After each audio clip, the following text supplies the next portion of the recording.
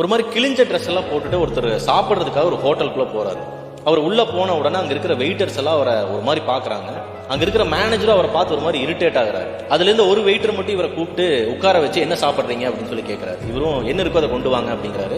சரின்னு சொல்லிட்டு இவரு சாப்பாடு எடுக்கிறதுக்காக கிச்சனுக்குள்ள போறாரு. போகும்போது அந்த கடையோட மேனேஜர் அவர் கூப்பிட்டு கேட்கிறாரு, கண்டிப்பா அவர் சாப்பிட்டதுக்கு அப்புறம் பணம் கொடுக்க போறது இல்ல, அந்த பணத்தை உங்களோட சம்பள பணத்துல இருந்து எடுக்க போறோம் பாத்துக்கோ அப்படின்னு சொல்லி சொல்றாரு. சரி இவரும் பரவாயில்ல அப்படின்னு சொல்லிட்டு கிச்சன்ல இருந்து சாப்பாடு எடுத்துட்டு வந்து இவர்கிட்ட கொடுக்குறாரு.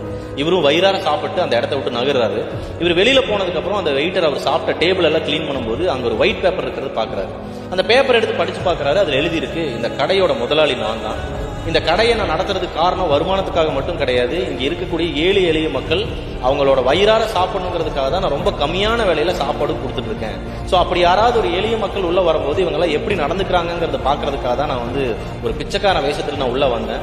ஆனா உள்ள வந்த என்ன இவ்வளவு தூரம் கவனிச்சு சாப்பாடு கொடுத்து அனுப்புனதுக்கு ரொம்ப நன்றி. உன்னோட குணம் எனக்கு ரொம்ப பிடிச்சிருக்கு. அதனால இந்த கடையோட மேனேஜரை உன்னை நான் அப்பாயின்ட் பண்றேன் அப்படின்னு சொல்லி அதுல எழுதியிருக்கு. ஸோ இதை பார்த்தோன்னே இவருக்கு ரொம்ப சந்தோஷம். இந்த கதையிலிருந்து நம்ம புரிஞ்சுக்க வேண்டிய விஷயம் என்ன அப்படின்னு பாத்தீங்கன்னா, தர்மம் அப்படிங்கிறது நம்ம 1 மடங்கு கொடுத்தோம் அப்படின்னா அது நம்மளுக்கு 100 மடங்கா திரும்ப கிடைக்கும் அப்படிங்கிறது.